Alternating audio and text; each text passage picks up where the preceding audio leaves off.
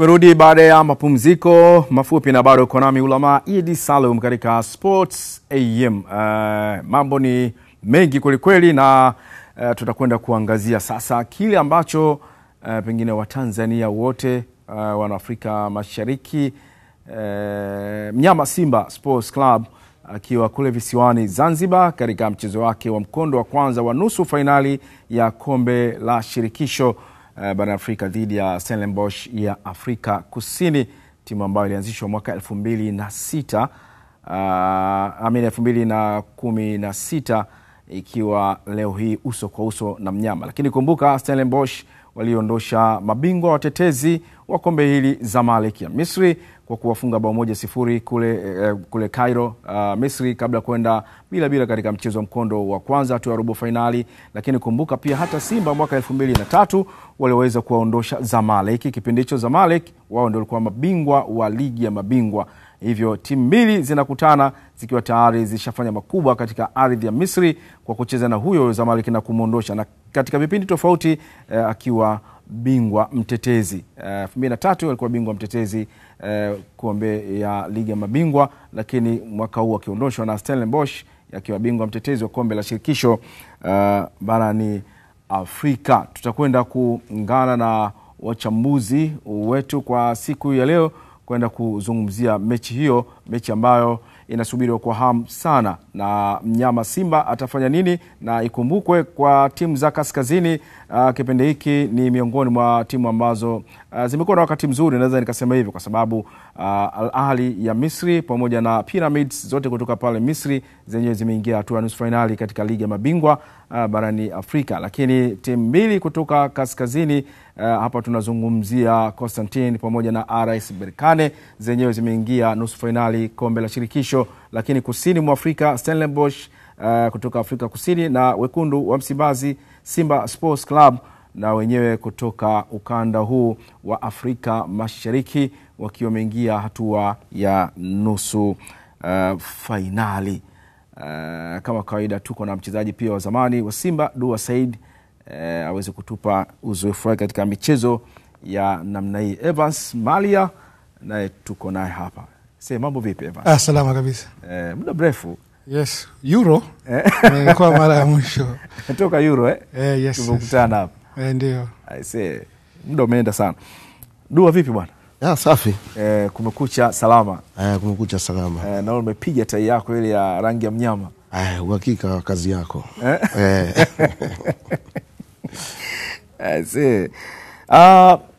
Tuitazame sasa mechi ya nusu finali ya mkondo wa kwanza. Nikianza na Dua, umecheza Simba lakini katika mazingira tofauti. Ni mechi ya namna gani kwa mnyama leo akianzia nyumbani? Mechi ya leo naweza kusema ni mechi ambayo itaonesha mwanga wa Simba nini kile wanachokitaka na kile ambacho wamekikusudia. Kwa sababu mechi ya leo inaonesha kama wanaitaka finali. Na hii ndio picha halisi katika hii game ambayo inaenda kuchezwa leo saa 10 pale Amani. Ndio. Endapo Simba watapata ushindi wa magoli mengi, moja kwa moja picha halisi itaonekana ya kufika finali. Na kama watafika finali basi naona hakuna kitachoweza kuwazuia ili kuweka historia nyingine baada ya kuwashacheza finali kama hii. Wanasema siku zote mfano kwa mnyama matamanio yake ilikuwa nusu finali, lakini unaposogea unatamani zaidi. Ando maisha ya mtu yote. Ukijenga nyumba moja utatamani uwe nao ya pili. Ukinunua gari ambayo imetoka 2020 utatamani upate gari ya 2025. Okay. Kwa hiyo Simba kila wanapopiga hatua tamaa inawajia. Lile lengo lao washafika, lakini sasa wanataka kupitiliza lengo kuweka historia nyingine katika nchi ya Tanzania. Na hiyo mara nyingi ndio inaleta mafanikio sana. Unaposema nataka nikifika hapa kwangu mimi kwa mwaka huu, namshukuru Mungu itakuwa imetosha, afu mwaka mwingine na kuwa na plani nyingine. Lakini ukishafika pale nafsi inakwambia hebu nisogee kidogo kwamba kama inawezekana hivi. Na hamna kitu kinachoshindikana kama utakuwa umejiwekea malengo na mipangilio madhubuti ya kile unachokitaka. Basi na kumshirikisha na Mwenyezi Mungu, mimi naona hamna kinachoshindikana. Kwa hiyo Simba wako katika hali hiyo kwa uwezo wa Mwenyezi Mungu pamoja na kazi wanaoifanya ya kutengeneza timu, naona hakuna kitachoweza kuwazuia. Na ukichukulia Simba ni timu kubwa, mimi naweza kusema, na timu ambayo imeanzishwa muda mrefu tofauti na hii timu ambayo wanaenda kucheza nayo leo. Hii timu wanaoenda kucheza nayo leo labda ina miaka kama 9. Tokea 2016 mpaka leo 2025. Kwa maana hiyo Simba wana uzoefu mkubwa. Na ukichukulia kingine wanacheza nyumbani. Na nyumbani kuna vitu vile ambavyo mimi naweza kusema vimeongezeka. Tofauti ya kwa Mkapa na tofauti ambako wameenda kucheza sasa hivi katika uwanja wa Amani. Kule kuna wazee nako. Wataitaka hii mechi, hawakupata mechi kama hizi. Nikisema hivyo mwenyewe unaelewa. Nipo baada ya saa ngapi nitakuwepo huko. Kwenda kushuhudia. Evans Malia, mpira unapendwa. Na sasa hivi nasema miongoni mwa michezo ambayo inapendwa nambari 1 ni mchezo wa mpira wa miguu. Simba wanaingia nusu finali. Na watu wanapoisikia Simba kuingia nusu finali, wanaiona kabisa kwamba Simba mbona kama tayari finali. Mchezo huu unatengeneza ile road kwenda finali kwa Simba katika mazingira ya namna gani? Hasa kwa maandalizi ambayo Simba wameyafanya.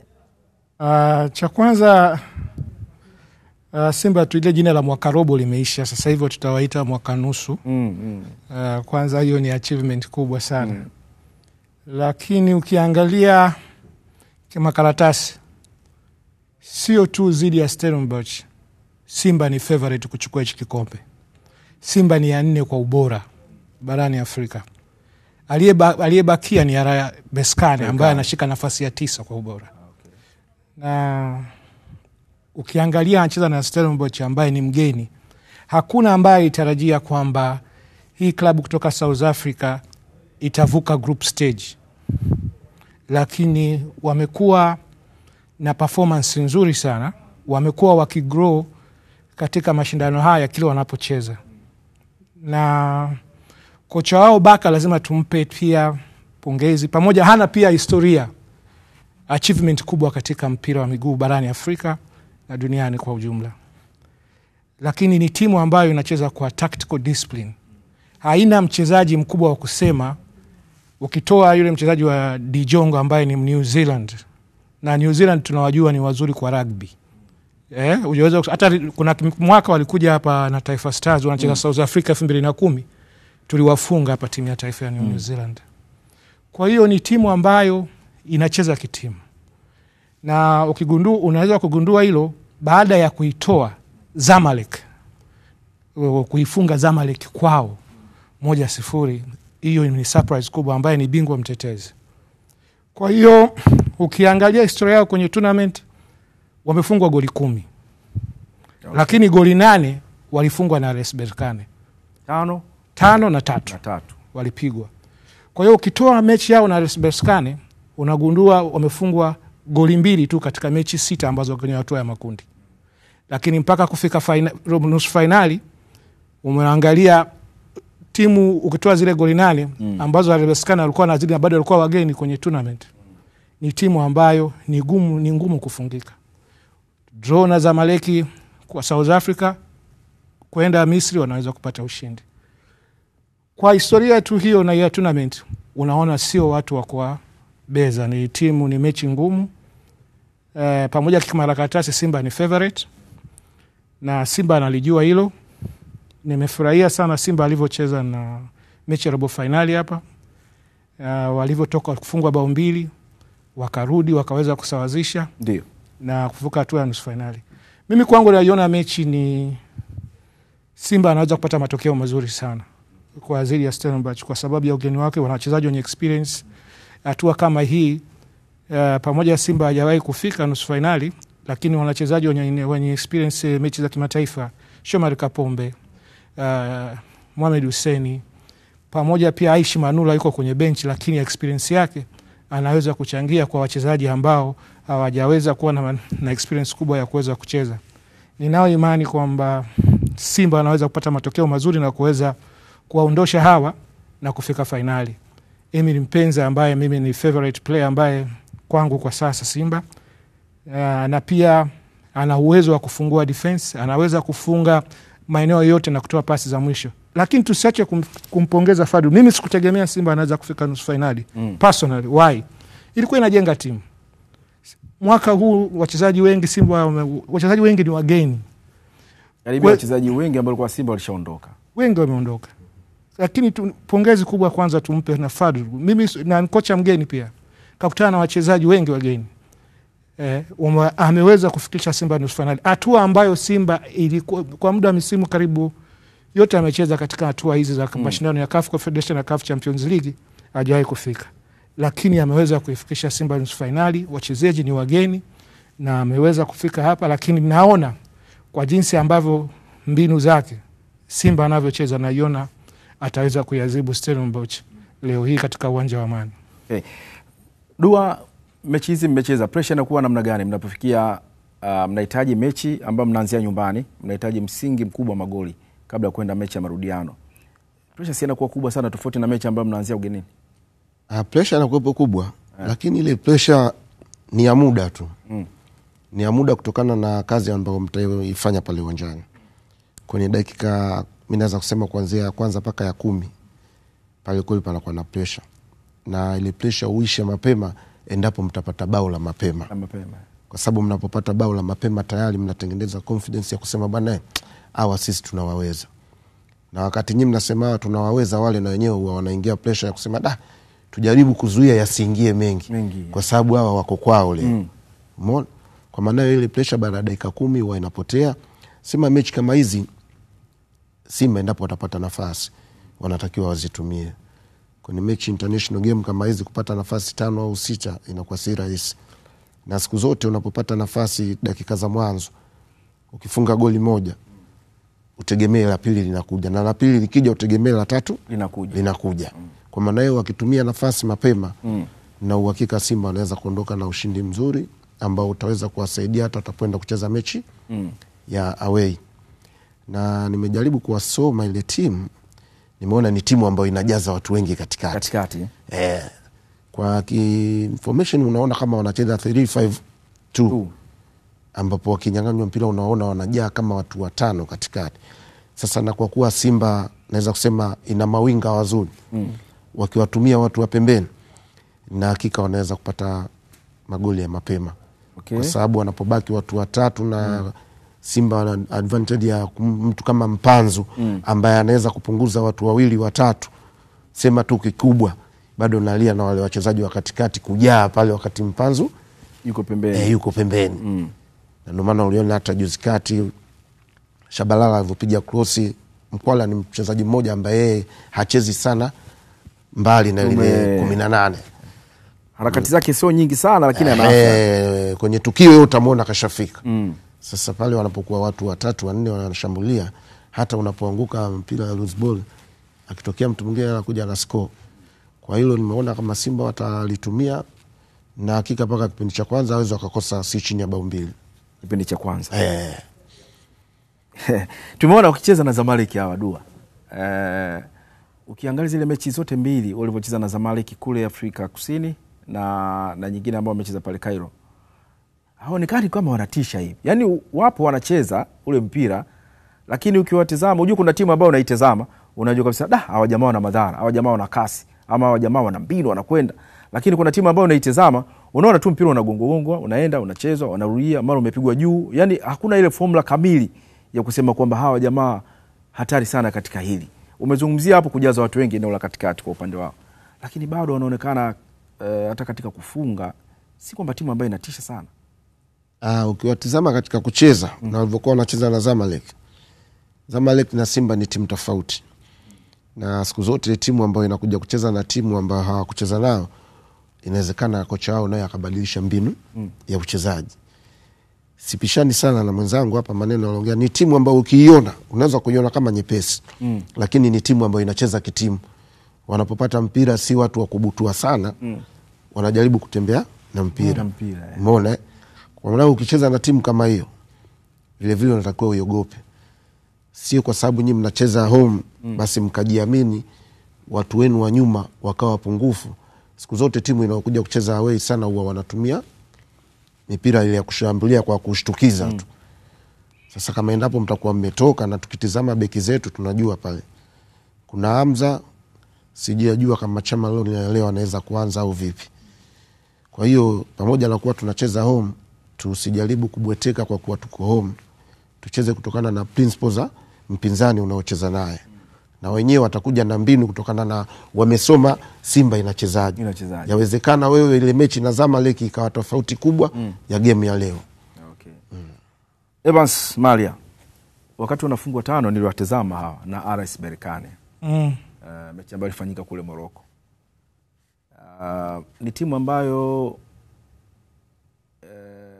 mechi za ugenini wakifunguka wanakuwa na shida ile ya kuja kukava haraka, kitu ambacho kilipelekea kuruhusu magoli 5. Sababu Berkane wanakimbia, walikuwa kinyang'anya mpira eneo la katikati, wakipiga zile pasi zao 2-3 wameshenge kwenye box, wanaweka ushindi wa mabao 5-0.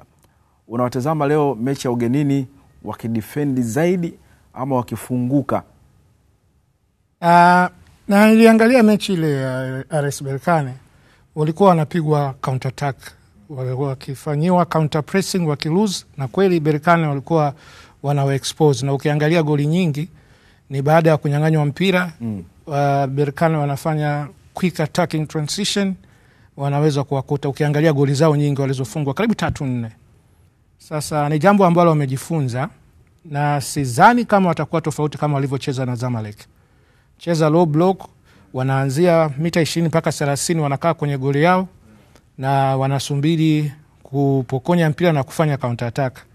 Na kwa Simba, kwa tahadhari ambayo mimi ninafikiri watakuwa wameweza kuliaona mapungufu yao, ni Simba kucheza na fullback zao mara nyingi kama alivyosema Dua Saidi, kwamba wengi wanapenda kutembea. Shomari akitembea, Mohamed Hussein anatembea, kwa sababu Simba wanatafuta width wanapokuwa wanamiliki mpira. Simba wanatafuta width kutupia fullback zao, kwa sababu kama akicheza Kibu Denis anaingia ndani, akicheza Emiri Mpenza anaingia ndani, alafu fullback wanapata space za kuweza kwenda kwenye flanks. Sasa Simba kwa caution ambazo wanaweza kufanya, Shomari kwa Pombe akitembea kwenda juu, Mohamed Hussein anabaki. Kwa hiyo wanachengeneza watu watatu na holding midfielder akibaki. Mohamed Hussein akitembea, Shomari anabaki. Kwa hiyo inakuwa tayari unakuta hata kwa kufanyiwa counter attacks, kwa sababu ninaona kabisa Baka, kocha wa Stellenbosch, atatumia hayo ndio maeneo Simba watakapopoteza mpira, kwa sababu leo wanaenda kuwapa possession. Simba atakuwa na possession, lakini tunaenda kuwaumiza vipi tunapopata mpira? Kwa sababu hiyo ni jambo ambalo sawa, tunacheza defensive game. Je, tukipata mpira tunawaumiza vipi hii timu? Kwa hiyo na sehemu gani ya area of weakness? Wanagundua kwamba Simba wanacheza na fullbacks zao ndio wanapata nafasi kwenye flanks, wanarani hasa Shomari Kapombe. Na hili ni eneo ni kitu ambacho Fadu wanatakiwa kufanyia kazi ili wasiweze kudhurika na kuweza kupata bao hapa. Mimi nayo imani wenyewe wana tension kubwa sana. Stellenbosch wanayo tension kubwa, kwa sababu wanajua Simba, wanamfahamu Simba ameenda South Africa mara nyingi, amecheza na Orlando, wanamjua Simba anajulikana kwa jinsi ambavyo amekuwa akiperform katika hatua za katika Confederation Cup na CAF Champions League. Na hiyo tension ambayo anayo Simba anaweza kuitumia, na experience ambayo hawana, kuweza kuwazuru kwa haraka sana na kuweza kujipatia idadi kubwa ya mabao, kwa sababu na wenyewe wanaielewa Simba ilivyo. Na Emeri Mpanzu tayari wameshamuona, kwa sababu aliperform vizuri sana. Na kitu ambacho kingine nataka kuongezea ni kwamba Simba hawana pressure. Ninajua kwa dili ninasema hivyo. Nilishangaa mechi ya ugenini ya robo finali. Wanacheza kwa Al-Masri walivyokuwa wanacheza. Simba utafikiri wako nyumbani. Hiyo kwa timu sisi za Tanzania mara nyingi ni ngumu sana kwenda ugenini tena Misri. Ukawa unajiachia ugenini, unajiachia. Simba walivyokuwa wanacheza ilikuwa ni surprise kubwa sana. Na hapa inaonyesha ukubwa wa Simba, na bado walivyokuja hapa walikuwa wanajiamini kwamba sisi hao tunaweza kuwafunga. Na ile mechi ilikuwa iishi hata kabla ya dakika 90. Kama sile wangeweza kutumia kama alivyosema Dua Saidi, nafasi wakizipata waweke mpira kimiani. Nafikiri hiyo finishing yao, pamoja ilikuwa ni mabao 2 walifunga, lakini wanatakiwa kuimprove kwenye finishing, waimalize game hii. Lakini pamoja na uwanja wa Amani, uwanja wa Amani ule grass yake ile itawapa tabu sana kucheza hapa, kwa sababu ile grass kutaka kucheza ule mpira kutulia, kuna changamoto kidogo itatokea. Lakini nafikiri wamefanyia mazoezi, ule uwanja hakuna utulivu, pamoja una grass, zile artificial grass, najua wamefanyia mazoezi, wataweza kupata matokeo. Mimi nao imani kwamba Simba anaweza kuwafunga hata idadi ya goli 2 au 3 na kumaliza mechi mapema. Okay. Dua kwenye hizi tunasema Mali amezungumzia hapo kuhusiana na jinsi ambavyo wanacheza Stellenbosch, lakini pia hata Simba jinsi ambavyo wanacheza ugenini. Tukisema sasa hivi tuangalie zile mechi ambazo Simba amecheza ugenini, tunaweza kupata taabu tuseme tuitafute mechi ambazo Simba walikuwa wanacheza low block, mechi za ugenini. Nyingi sana Simba wanafunguka, wanashambulia kama wako Benjamin Mkapa kwa mechi za ugenini. Leo hii wanacheza katika uwanja wa Amani, tofauti na uwanja wa Benjamin Mkapa. Pengine wachezaji wengi ambao wamesajiliwa Simba msimu, wengi wao wameuzoea uwanja wa Benjamin Mkapa, na wengi wao naweza nikasema ni mara kwanza kucheza uwanja wa New Aman Complex. Ukiwa kama mchezaji, ugeni wa kiwanja huwa unaleta changamoto kwa namna moja ama nyingine unapocheza? Ugeni wa kiwanja kweli huwa unaleta changamoto. Na hasa ukichukulia uwanja kwa Mkapa upo tofauti na uwanja wa Amani. Nikisema tofauti, kwanza katika nyasi bandia nahisi si zimeondolewa zile. Ondolewa? Zimeondolewa kitu kama hicho. Sasa hivi kuna nyasi natural grass. Moja. Na kingine kikubwa, kwa Mkapa uwanja uko mbali sana na wachezaji. Amani, uwanja wa Amani upo karibu sana na pichi ya kuchezea. Kwa hiyo hata mtu akisteti kwa sauti kutoka pale kumsikia ni rahisi sana. Kwa hiyo moja.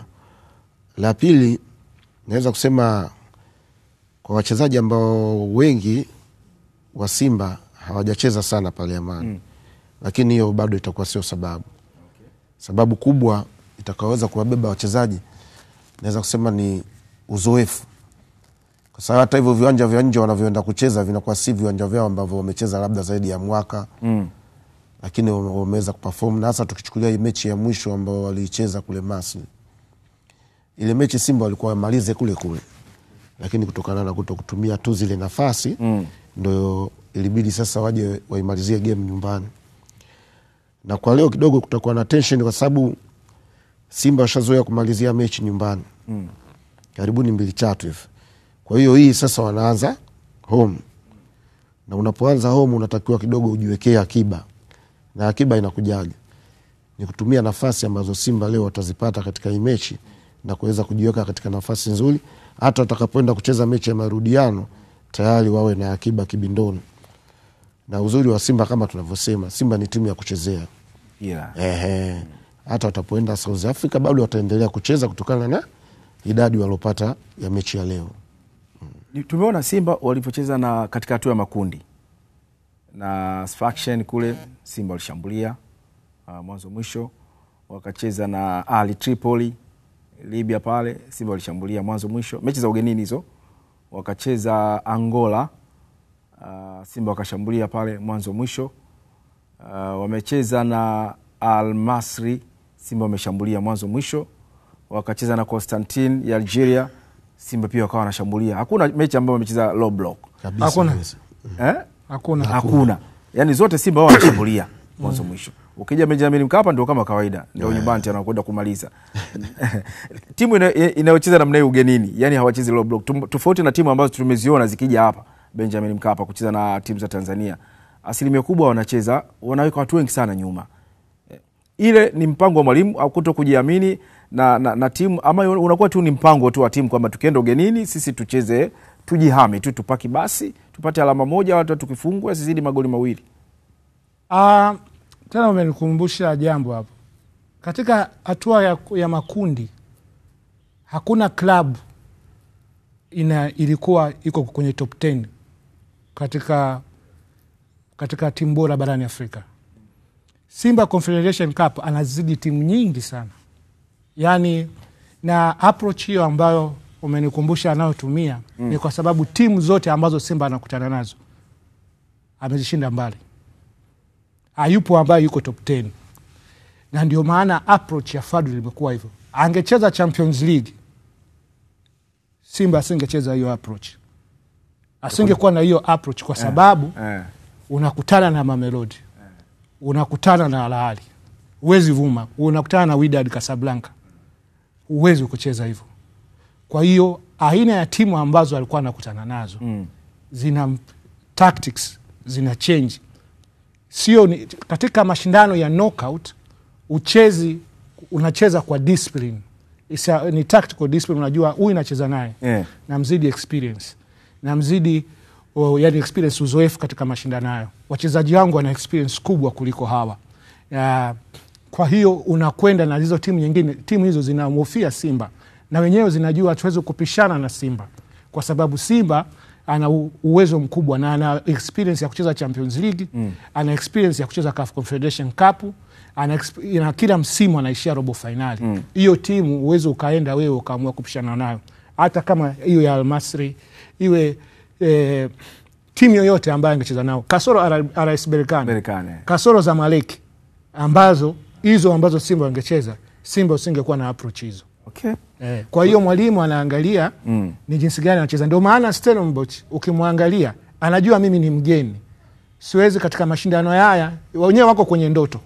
Kumbuka Stellenbosch yeye ana ndoto, yuko sasa hivi ni ndoto kwamba mimi nacheza nimefika nusu finali. Simba kwenye mashindano ya CAF Confederation Cup anataka kuacha legacy. Simba anataka kuacha legacy kwamba mimi nimechuka finali, kashacheza. Yanga kashafika finali. Tanzania sisi tuko nyuma ya Simba, tunataka Simba achukue kikombe, aache legacy. Sio kila siku sisi nusu finali, tunataka Simba achukue kikombe. Sisi hata Simba akifika finali tutafurahia, lakini sio afike finali asichukue kikombe. Kwa sababu tunataka tuache legacy kwamba kuna timu Tanzania ilishabeba CAF Confederation Cup.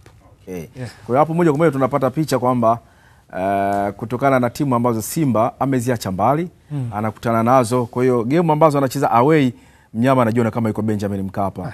Hana sababu ya kuweka mid block wala low block. Kwa mnyama anaunguruma tu, anafunguka. Kabisa. Basi umefafanua vizuri sana. Na pengine kama hicho ambacho umekizungumza kwamba kocha Fadlu haoni sababu ya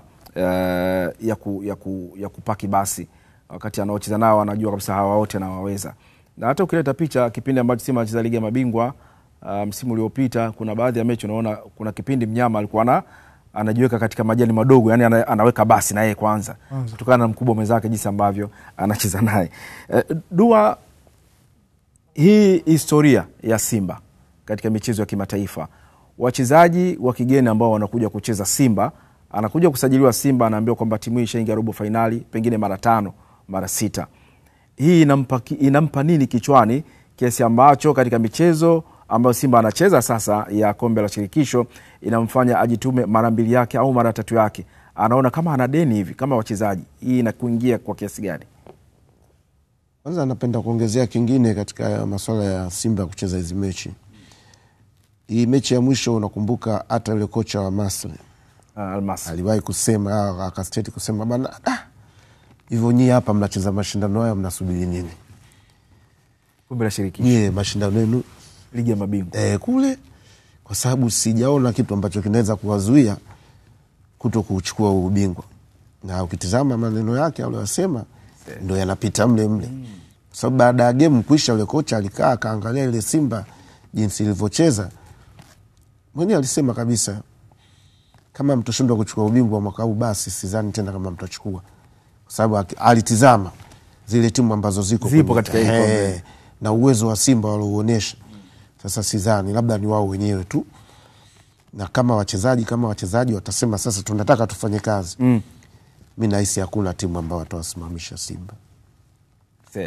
Kabisa yani. Na hasa ukichangia mama sasa hivi naye. Mimi naweza kusema ndo mchezaji namba 1 kwenye michezo. Kutokana na vile anavyoweza kuweka msukumo wa goli la mama limeongezeka. Sasa mnashindwaje? Na kama wewe mchezaji unajua unatafuta pesa, na pesa ndio hii. Maana pale kuna vitu vile, utapata pesa, utapata kuweka history. Hakuna timu Tanzania ambayo imechukua ubingwa wa mashindano haya makubwa zaidi ya kuishia finali na nusu finali, robo finali. Sasa kwa sababu mimi najua kabisa endapo Mwenyezi Mungu atawajalia Simba akachukua ubingwa, kuna picha halisi ambayo itatengenezwa kuwekwa kabisa maktaba. Kuna mwaka fulani timu fulani ya Simba ilichukua ubingwa na hawa ndo wachezaji wake, na hivyo vitu tumeenda juzi kati Arusha kule kwenye kumbukumbu tumekuta sisi mapicha yetu ambayo mengine tulikuwa tukicheza. Sasa kwa nchi hiyo itakuwa ni mara ya kwanza yani kuweka history ya kuweza kubaki kwenye kumbukumbu ya Tanzania. Na wakati huo rais akiwa ni mama ambaye alijaribu kuweka paka magoli la ushindi. Itakuwa historia moja kubwa sana. Sana. Na ndio maana umeona leo hii tunavyoongea watu wanaitolea macho Tanzania na wanataka kujua hii Simba imepata uwezo gani. Kwa sababu kama unaweza kushindana na Misri ambao wale watu wana mkwanja mkubwa mpaka kuweza kufanikisha malengo kama haya ambayo wamefikia Simba. Na kwa hivi sasa kama unavyoona watu wanakuja sasa kuanza kuendelea kuisponsor Simba. Ile yote ni matokeo ambayo Simba wamejiwekea. Unaweza kuja kusikia sasa hivi Nike wanaichukua Simba. Wanapochukua Nike Simba kuja kuisponsor, wewe kama mchezaji kiongozi unategemea utapata nini? Sasa kazi ni wao wenyewe leo kwenda kutuonesha. Na hii inaakisi pia kama ulivyosema Dua kwamba sponsor hizo ambazo umezungumzia juzi tu Simba wameingia na mkataba na Jeruti wale kwa kile ambacho wamekieleza katika ule mkataba. Unaona sasa unaakisi ukubwa wa Simba katika uwekezaji, lakini pia katika pichi pale timu kufika nusu finali si jambo dogo. Kwa hiki ambacho kinakwenda sasa mwekezaji mwingine ama mtu ambaye kama unavyosema akitolea macho timu kutoka Tanzania hususan Simba anajua kabisa anakuja kuingia katika miguu minne sio miwili tena, kwa sababu katika ile level ya udogo imeshatoka iko pale juu kabisa. Na yote ni mafanikio kwa Tanzania. Ni mafanikio makubwa, na hasa ukichukulia timu ambayo namba 4 unatakiwa upige hesabu katika hizi nchi za Afrika kuna nchi ngapi? Na kuna timu ngapi? Kuna timu ngapi? Maana tukichukulia sio timu ya taifa ni timu ambayo ya klabu. Kuna klabu ngapi katika nchi za Afrika? Paka wewe unakuwa top pale namba 4. Kuna kitu umekifanya kikubwa. Na siku zote wafanya biashara wanaenda kusehemu ambayo wanajua bwana hapa tukiweza kuwekeza tutatangaza kile kitu ambacho tumekusudia. Sasa wale watangazaji wao ndio wale wachezaji ambao wanajituma pale uwanjani kuweza kuiweka timu katika nafasi hii. Kwa maana hiyo leo mchezaji wa Simba anaelewa mimi nafanya nini. Kwa sababu kuna mikataba. Na mikataba siku zote inanona baada ya nyinyi kufanya vizuri. Fanya vizuri naam. Kwa hiyo leo tunaanza kusema Ngoma labda anachukua milioni 15. Watapofika hatua hii leo wakashinda, wakaingia finali. Tukiacha mkataba, kwanza kuna zile posho tu. Sina uhakika, nimesikia kuna kama 30 kwa kila mchezaji mmoja. Kila mchezaji. Milioni 30. Sasa kama milioni 30 hiyo imeshasemwa, Simba wametokezea wamechukua kombe, unafikiria mama atafanya nini? Wanasema inasema kwamba neema juu ya neema. Hapo ndo pale yani ingekuwa nzuri nasema mimi utaniua uwanjani. Utaniua uwanjani. Na hiki kinaonekana kwa sababu wachezaji wanajitoa sana. Wanajitoa mechi ya ndio unaona mechi ya nusu ya robo finali dhidi ya Al Masry hapa. Unaona zile sura za wachezaji wa Simba, kila mchezaji unaona kabisa kuna kitu anakitafuta. Sana. Kuna kitu anakitafuta. Umemwona Ngoma mpira umeisha anakuambia kwa hapa, kwa Mkapa. Atoki mtu. Tuliona hata ile picha wakati Mpanzo amefunga ile goli, alimwambia usiende kushangilia kwanza. Nilipenda sana hiyo mentality. Umeona? Hiyo nilipenda pale usishangilie. Bado sisi tunachohitaji bado. Twende tukafanye kazi, chukua mpira tuende kati. Sana. Uzalendo unajengwa na nini? Wachezaji ambao wanatoka nje ya mipaka Tanzania, sio wazao hapa Tanzania kwa hizi timu. Wanakuja wanaingia pale, lakini anakuwa na umoyo ule wa mnyama kabisa ndani wa Simba, ile Simba mwenyewe kwamba anaipambania hii nembo.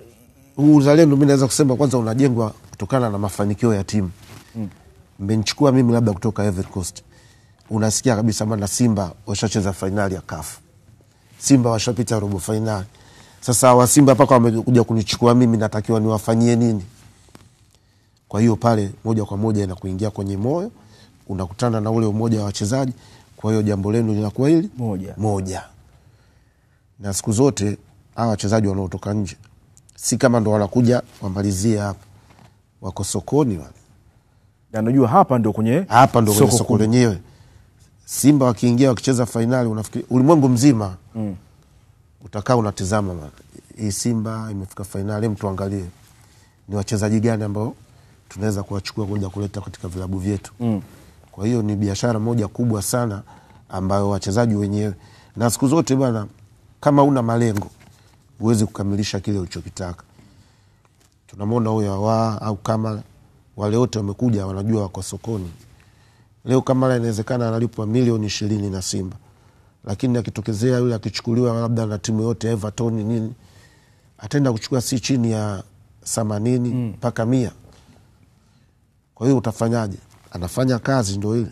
Kusave penalty 2-3 sio kitu rahisi kabisa. Anajua kabisa mimi niko sokoni na nikionekana, sababu kile alichokifanya juzi bado kimeshakaa. Uwezi kujua ni timu ngapi zimeshammonitor. Ndio hiyo sasa history ile wenyewe nakuambia sasa. Sasa Evans Malia, tumeangalia Stellenbosch. Simba kuna ile kauli kwamba Simba wanajenga timu. Wako nusu finali kombe la shirikisho. Lakini watu wengine wanakuambia Simba walikuwa na uwezo wa kumaliza ile mechi na Al Masry kipindi cha kwanza. Lakini kuna lingine ambalo linasema kwamba Simba wanakuwa kali mno kipindi cha kwanza. Kipindi cha pili kama wanachoka hivi. Hili limekaaje hasa? Ni concentration. Nafikiri sio concentration, inakosekana na finishing. Hivyo ni vitu ambavyo mwalimu anatakiwa kuvifanyia kazi. Na kama kweli ukiangalia Simba pressure anayoanza nayo, yani tempo anayoanza nayo kwenye mechi, anaanza nayo kubwa, lakini finishing, decision making, ile extra second ya positioning ya wachezaji wao ndio inakuwa na changamoto kidogo. Lakini najua hivyo ni vitu ambavyo mwalimu atafanya nao marekebisho katika zile small sided games ambazo wanazifanya katika eneo la kumalizia. Ninao hakika kabisa kwamba ili ni jambo ambalo ataweza atanifanyia improvement, kwa sababu ni weakness ambayo tumeweza kuona pamoja. Simba amevuka, ni kweli mechi ile angeweza kuimaliza mapema. Na kwa Stellenbosch nafikiri leo tutaweza kuona ni jinsi gani mwalimu ameweza kufanya marekebisho. Lakini kuna kitu kimoja ambacho pia nimekumbuka, sisi hatufanyii, Simba anatakiwa kufanyia mazoezi katika set pieces, mipira iliyokufa. 33% mpaka 40% ya magoli duniani yanafungwa kwa mipira iliyokufa. Na ukiangaliaga hawa Waarabu, hizi timu za Waarabu, Algeria, Misri, Morocco na kutoka kaskazini huko, wanatumiaga sana mipira iliyokufa. Nina imani kubwa kwamba Simba na katika hatua hii sioni kabisa Simba anatoka, na nina imani Simba anaweza akashinda hapa kwa jinsi alivyocheza. Na Stellenbosch nimewaona mechi zao, nimefanya review nikiangalia wanavyocheza, sioni kwamba, na hakuna mchezaji wa kuwatisha Stellenbosch. Wanacheza kitimu tu, lakini unaweza ukawa confuse kwa pressure washabiki itakavyokuwa, kama alivyosema legend, uwanja wa Amani huko karibu sana, washabiki wapo pressure experience wa jinsi ya kucheza na Simba, yani experience ya wachezaji wa Simba na kuweza kuwapa pressure wale, bado si wageni wale sasa, bado ni wababaikaji, bado wa shamba, yani kwenye haya mashindano tuweke hivyo, wataweza kupiga pressure Simba akashinda hapa na kule South Africa akaenda akashinda, kwa sababu sasa hivi sisi timu za Tanzania kushinda ugenini sio tena kitu kipya. Tumeona Yanga akimfunga Marugara Msalim piga kule, sio kitu kipya.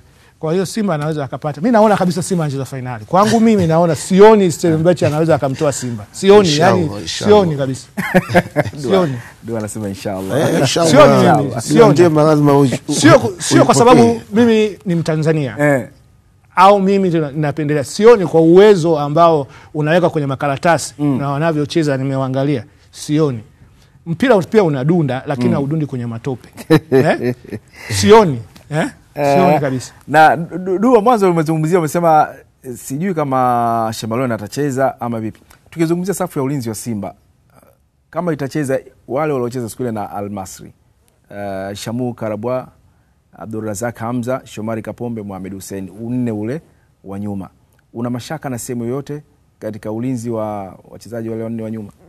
Mi naweza kusema sina mashaka sana, kwa sababu kuna utofauti wa Chemalon na Shamu. Shamu ni mtu ambaye hana uwezo mkubwa wa kuuchezea ule mpira, yeye yuko fighter wa kuokoa. Chemalon ni mchezaji ambaye anajiamini, lakini ule kujiamini kwake pia kuna kipindi kunapitiliza kunaleta madhara kwa upande wa beki, na tumeona kuna goli karibuni kama 3 hivi wakati anacheza Chemalon kachangia Simba kupoteza.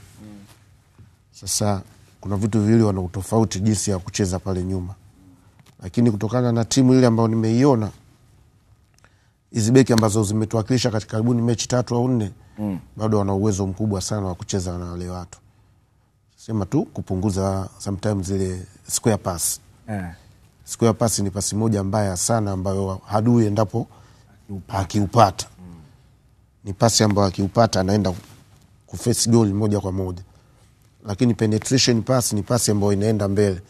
Wewe endapo hata utaipata, kuna mtu ana uwezo wa kukava. Okay. Kwa hiyo wapunguze tu zile penetration square pass nyuma. Kwa sababu tunataka ushindi. Na siku zote ushindi haupatikani kwa kuchezea mpira sana nyuma. Ni kujaribu kuwapelekea mashambulizi ya kila dakika. Watafunguka tu. Yaani watafunguka, hiyo utaki usitaki. Uwezi ukaokoa wewe dakika 45 au dakika 30 nzima unashambuliwa, usitoe hata space 2 au 1 ya timu kupata bao.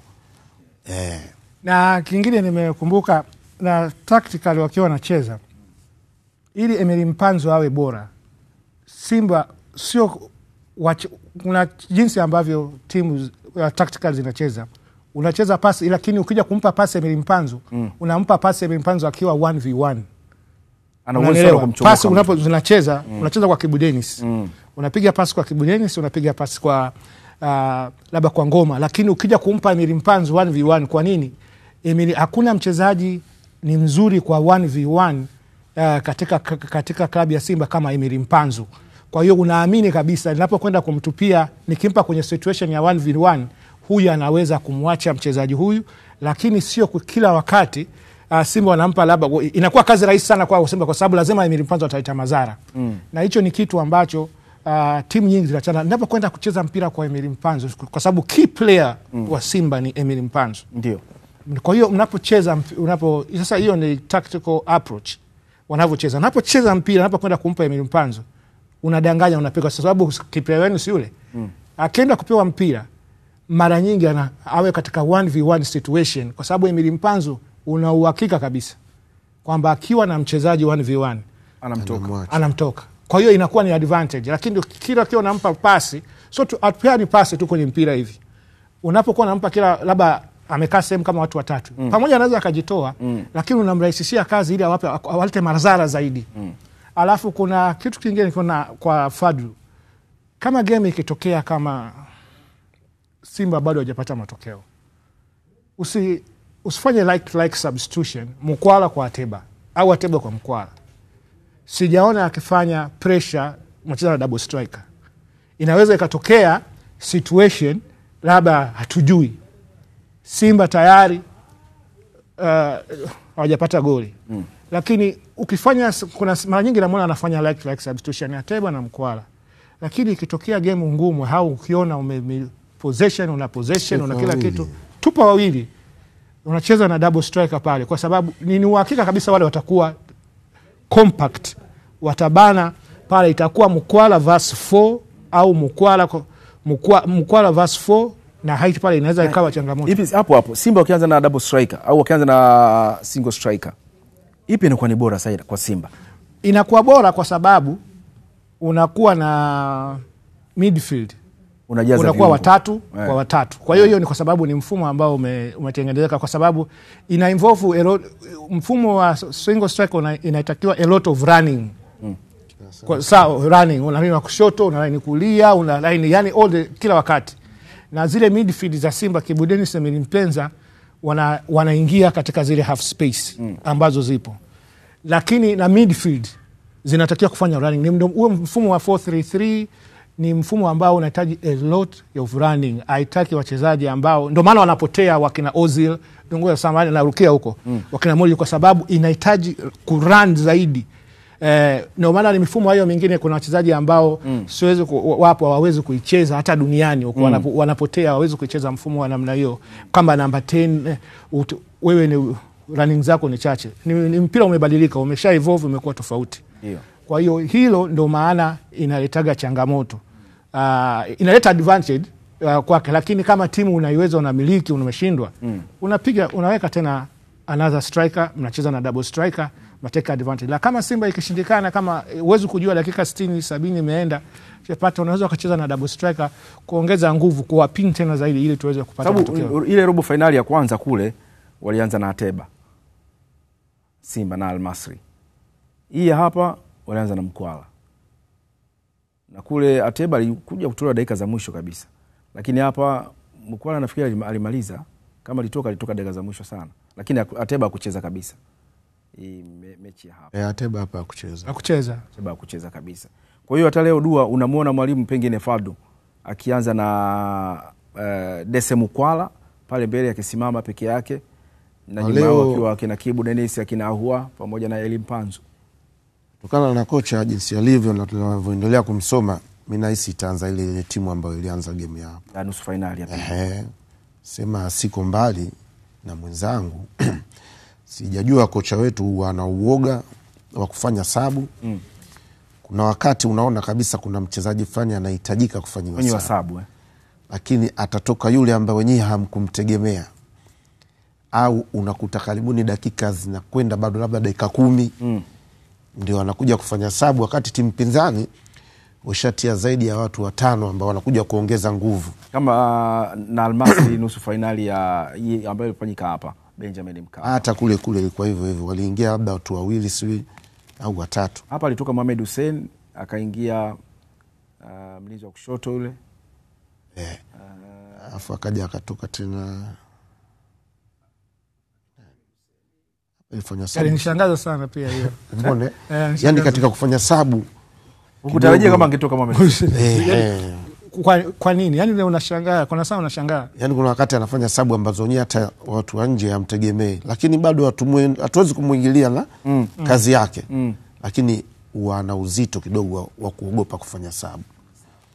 Sababu wanapoingiza watu 5 nguvu mpya, wale watu wengine ujue wametumika, wamechoka, na unatazama kabisa labda au hapa sasa hivi anatakiwa afanywe sabu. Aje mtu mwingine aongeze nguvu kwa press wapinzani. Lakini bado unamwendelea na ule mtu paka game sometime inakuwa inakwisha. Na kingine kama alivyosema mwenzangu, unatazama game dakika ngapi, tia striker wawili, kwa sababu unapotia striker wawili na wenyewe unawapunguza kuleta mchezaji mwingine kuja mbele, inabidi na wao waongeze watu wa kuzuia.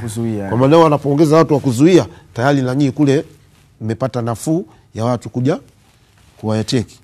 Vile vile kuna lingine pia la kuhusu Mpanzu. Siku zote katika swala la mpira, anayecheza mpira ni yule ambaye hana mpira. Ndio formula ya mpira ilivyo. Endapo Mpanzu ana mpira, mimi sasa ambaye sina, ndio nataka nicheze ili kumtengenezea nafasi Mpanzu. Endapo Mpanzu anakuja, kuna njia mbili, unapita overlapping au unapita blindside running kwa kumtoa mchezaji mwingine yule, ili Mpanzu apate nafasi ya kwenda. Na Mpanzu uzuri wake anapiga miguu yote. Kwa maana hiyo Mpanzu atapolifesi goli, akiona hapa sasa ni nafasi ya kupiga, anapiga. Umeona goli la Al Masry kalipigia wapi? Nje ya box. Lakini kwa mchezaji mwingine anataka paka apate ile 18 asogee, uwezi ukafunga goli hivyo. Na mnapopiga ndipo mnapoweza kupata nafasi. Ndio kuna kipa kutema mpira, beki kumgonga, kumpoteza direction kipa, ndio magoli yanavyofungwa. Kama mpigi mtafungaje?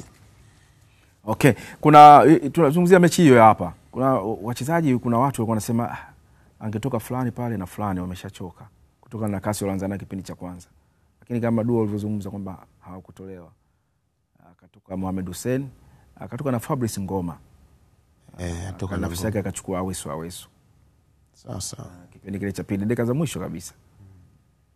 Ni kweli, na mimi niliona Nilishangaa, lakini si ndio maamuzi ya kocha ambayo ameweza kufanya, lakini kuna vitu ambavyo angeweza kuimprove kama alivyosema Dua Saidi. Hiyo Ahoua nilimwona alikuwa tayari, alikuwa uoni kwamba anaweza akaleta mabadiliko ya kufunga goli, kwa sababu kipindi Simba anatafuta bao la 3 na aliingia Awesu kumtoa Fabrice Ngoma. Ngoma ana advantage kwa sababu ni mechi ambayo Ngoma anaweza kukusaidia kwenye set pieces. Najua kuna advantage ya Ngoma, mnaweza mkacheza na Simba alikuwa anashambulia. Sasa mnapopiga set pieces, Ngoma na height yake, na tumeona Ngoma anafunga mabao ya vichwa, ana futi 6 na nchi moja, nafikiri kati ya mchezaji mrefu Simba Fabrice Ngoma. Kwa hiyo unaangalia, na tukiangalia hata wenzetu wakiwa wanatafuta goli, tumeona juzi kidogo na ruka kidogo Harry Maguire futi 6 nchi 4 juzi kawapa Manchester kwa mipira mirefu. Kwa hiyo ukiwa unatafuta goli, kuna wachezaji unaanza kuangalia strength ya mchezaji wangu ni ipi. Sasa Fabrice Ngoma unatafuta, kwa hiyo unamtoa Fabrice Ngoma ambaye anakupa aerial advantage, yani kwa urefu wake ambacho anaweza kutumia. Na mwisho nitaka tupe pia niongezee, ameongea legend hapa Dua Saidi. Ameongea vizuri sana kuhusu kwa nani Emily Mpenza.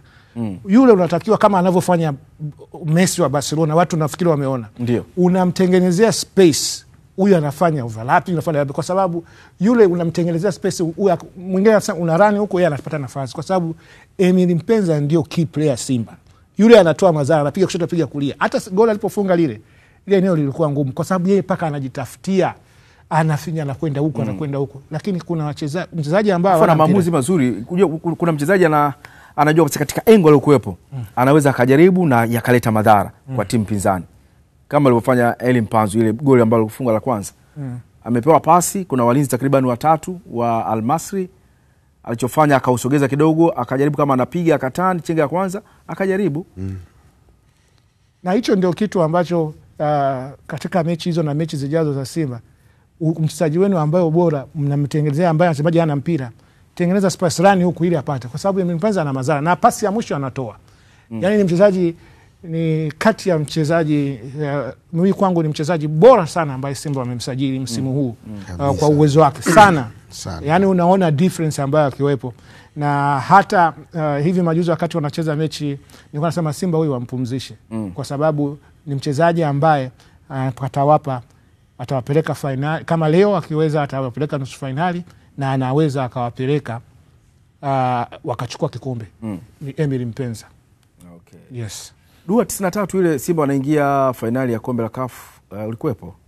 Nilikuwepo, lakini sikucheza mechi hata moja, kwa sababu mimi nilichelewa katika usajili. Jina langu lilichelewa kwenda, kwa sababu mimi natoka Small Simba kuja Simba kidogo kwa na utata watu wa Small Simba walikataa kuniachia. Kwa hiyo hata wakati nafika kuja Simba majina yakaweshaenda CAF, lakini safari zote ulikuwa unaenda zote, yani nakumbuka za mechi zote, yani mpaka mechi ya mwisho ya Algeria tunaenda kucheza na Al Harach. Natoka kule afu ndo nakuja kucheza mechi ya Yanga na Simba. Kuna mechi ya nusu finali na Atletico Aviacao zote nimekwenda, asa ya Angola.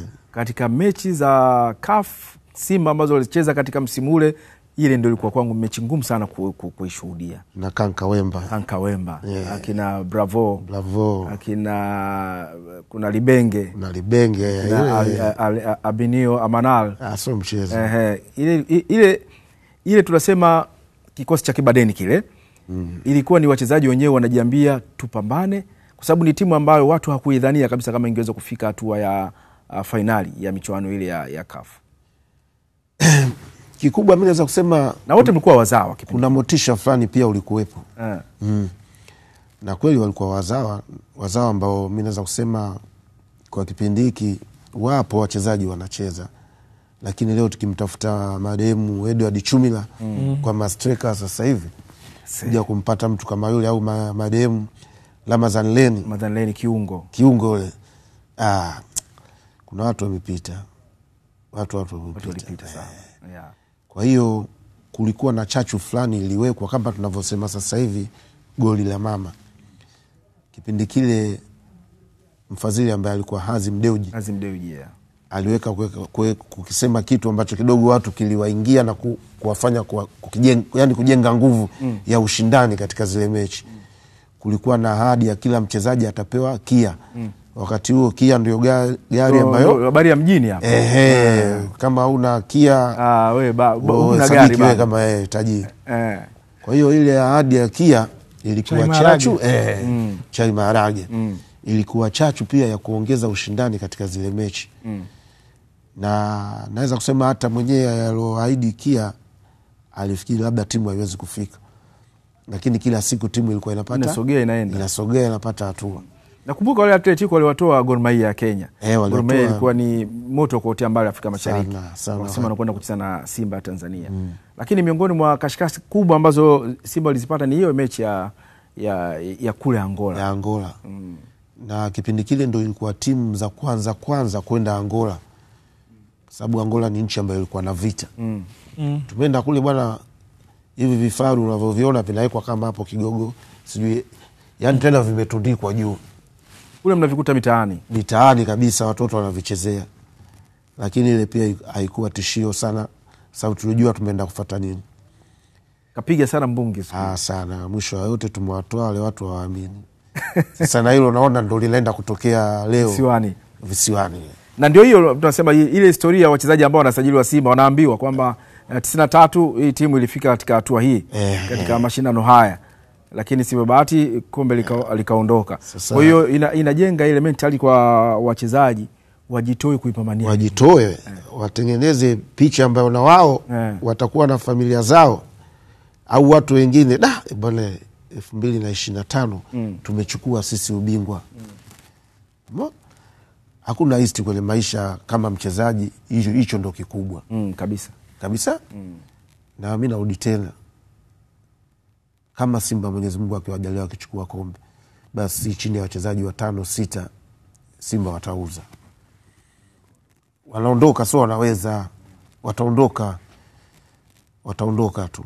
Na wakiondoka ndio klabu inapozidi kujijenga. Mnatafuta watu wengine na pesa inapoingia mnakuwa mna uwezo na nyie. Kwa sababu uzuri wa Simba, mimi nasema scout yao ya usajili ni nzuri. Inajaribu kwenda na wakati na kuwachukua watu ambao wanaweza kuja kuisaidia timu. Usifanye scout kumleta mtu akae benchi. Ndio. Kabisa. Sawa, Evans Malia, tukiwa tunamalizia kuitazama mechi hiyo ya Simba na Stellenbosch. Tumeangalia timu zote mbili zinapocheza, mazingira labda pengine kwa sababu tu mechi inachezwa New Amani, watu wamezoea kuiona uwanja wa Benjamin Mkapa, Simba wakicheza hapo, lakini yote ni katika ardhi moja ya Tanzania na mashabiki wanamiminika wanakwenda kule visiwani. Toka jana wenzetu James Samuel ambaye yuko kule tuambia jinsi ambavyo Unguja imenawiri hivi sasa. Pamoja na kwamba uwanja wa Amani unaingiza watazamaji si chini ya 20,000, lakini boti bado zimejaa zinakwenda. Hata Dua nafikiri yuko njiani akimaliza hapa. Nikimaliza hapa mimi naondoka na boti ya saa 6:30. Ya saa 6:30. Tuombeane uzima. Inshallah. Na ukifika kule moja kwa moja uwanjani. Hapa mimi nikishuka kwenye boti moja kwa moja uwanjani. Evans, wewe vipi? Utaitazamia hapa? Mimi naitazamia hapa. Okay. Mimi sitakwenda. Nitakuwa naitazama kuangalia mapungufu ya kwapi. Na jinsi gani Simba amefanya nini, nini kimeweza kuimprove.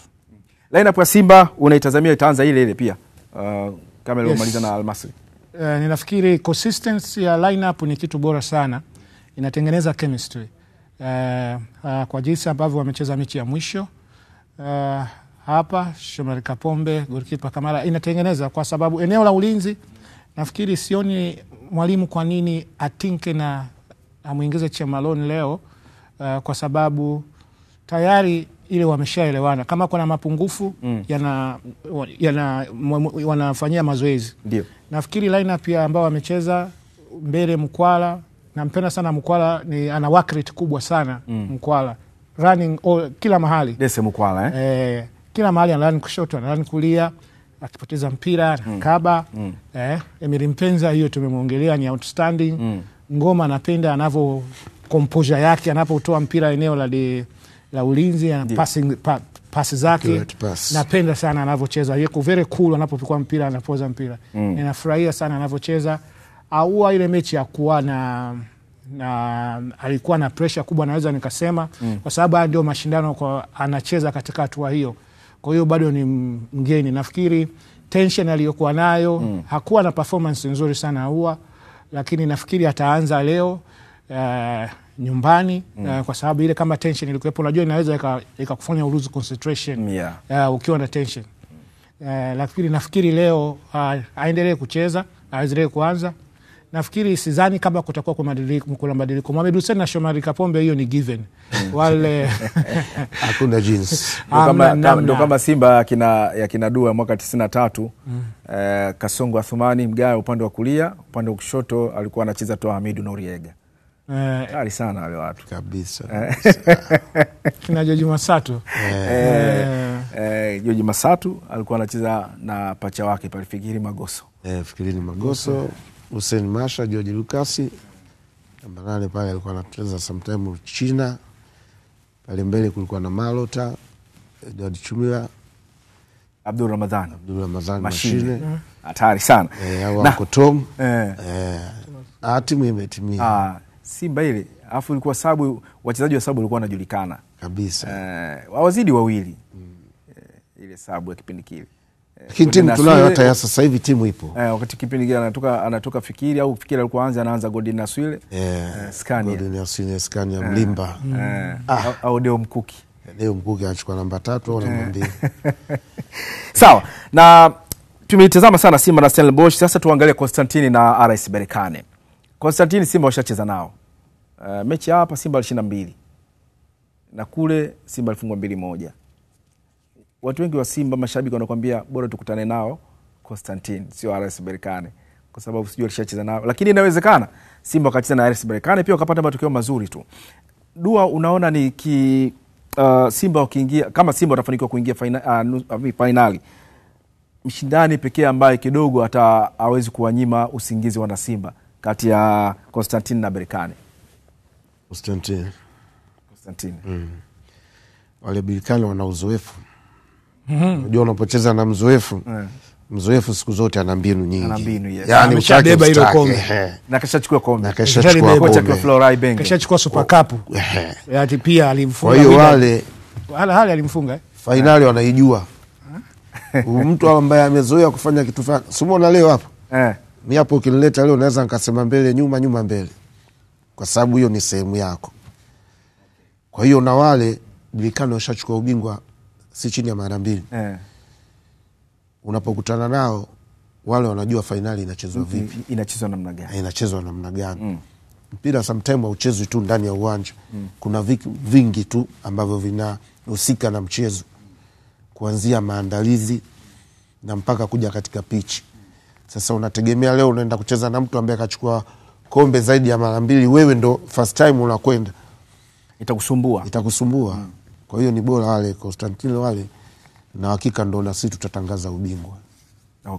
Mapema tu, tena mechi ya kwanza na Constantine kabisa. Na mechi ambayo kama mambo tenda vizuri ni kwamba Simba anaanzia ugenini, inakuja kumaliziwa hapa nyumbani. Kama Simba wataingia hapo tena kwa Mkapa lazima itakuwa tayari imeshamalizika.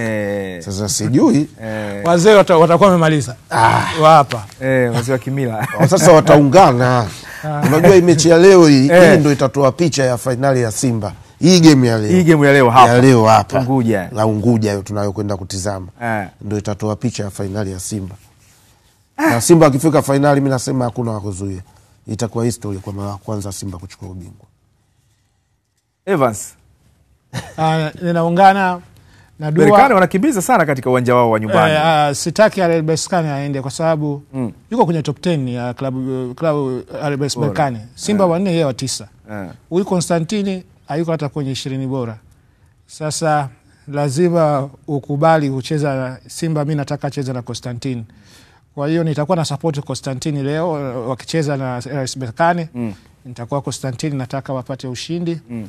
Nao kwa sababu mimi na uhakika Simba anaenda finali. Hiyo ninao kabisa uhakika. Na leo mimi ni Berkane na Constantine, una uhakika wa Berkane kumfunga Constantine ama Constantine Constantine ni wazuri kujuana ukanda wa kaskazini ule. Asubuhi nilikuwa naangalia mechi yao wakicheza na Algiers. Walikuwa wanafanya, nafikiri tulikuwa tuna highlights leo asubuhi. Wana uwezo huo. Ni timu ambayo wanavyocheza wako very compact, organized. Wanaweza wakawazuri RS Berkane, lakini na wenyewe wanataka kuandika historia. Yes. Wana ari kubwa sana mpaka walipofika sasa hivi Constantine. Sidhani walitegemea kwamba watafika nusu finali. Na wenyewe wanaweza wakasema kama Stellenbosch kamtoa Zamalek, sisi Constantine tunaweza kumtoa RS Berkane.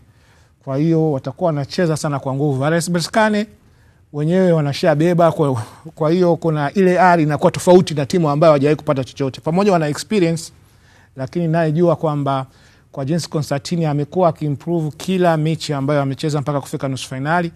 Ninao imani kwamba wanaweza wakamtoa RS Berkane na kuweza kufika finali. Okay. Na hilo ina wenyewe itakuwa na wenyewe wanataka, na wenyewe watakuwa wanamtaka Stellenbosch. Unajua wanataka kutana na Simba. Kabisa. Na tukichagiza kidogo, jana ligi ya mabingwa ile jana Orlando Almanusu Aduazwe. Ile mechi ya jana ni kama finali. Kama finali. Al-Ahly na Mamelodi. Na icheza pia na Al-Ahly na Mamelodi. Na Al-Ahly na Mamelodi ni mechi ambayo wanasema password zilikuwa nyingi sana. Yaani haikuwa tena nzuri ile mechi. Sio Mamelodi ile ambayo mimi ya miaka 3. Pamoja kula wakina Ribeiro, Allende yupo, sikuona Mamelodi ambayo ya kipindi kile ambayo inacheza pasi, inafungua, wanacheza kama wanasema kama wa Brazil wale. Lakini sikuona ule mpira wa tic-tac. Kuna tofauti sana Mamelodi ya kipindi kile na Mamelodi ya sasa hivi. Pamoja wachezaji bado wapo. Lakini sidhani kama wanaweza kumtoa Al-Ahly kwa sidhani. Na ukitizama kimfumo lile eneo la midfield kwenda mbele, Mamelodi wamepungua sana. Lakini huku nyuma beki yao pamoja na goalkeeper wako vizuri. Sawa. Na nikushukuru sana wewe mtazamaji wa Sports AM toka pale 2:30. Ulikuwa nasi katika kipindi chetu bora kabisa kwa yale ambayo tumekuandalia kwa siku hii ya leo. Hatuna la ziada ila ni kushukuru pia crew nzima ambayo wamekamilisha kipindi chetu kwa siku hii ya leo. Tukuwepo hapa na Dua Saidi pamoja na Evans Malia. Lakini yote kwa yote ni kuwatakia kheri wekundu wa Msimbazi Simba Sports Club katika mchezo mkondo wa kwanza wa nusu finali kombe la shirikisho barani Afrika pale New Aman Complex Zanzibar dhidi ya Stellenbosch ya Afrika ya Kusini. Na hapa tunaachana na Due na anaenda kuchukua boti saizi anaelekea pale visiwani Zanzibar. New Aman. Tukutane Aman. Sawa. Hadi wakati mwingine tena, mimi ni Ulama Eid Salum. Asante na kwaheri, endelea kutazama vipindi vinavyofuata vya Azam TV.